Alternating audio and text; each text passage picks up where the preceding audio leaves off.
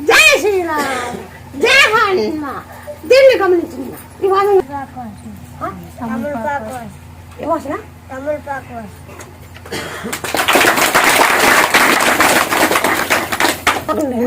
మళ్ళీ కొంచెం దశ రాకుండా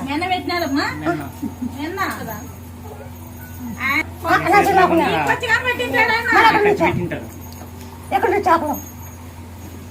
చెప్పు మళ్ళీ ఉంటావు అమ్మ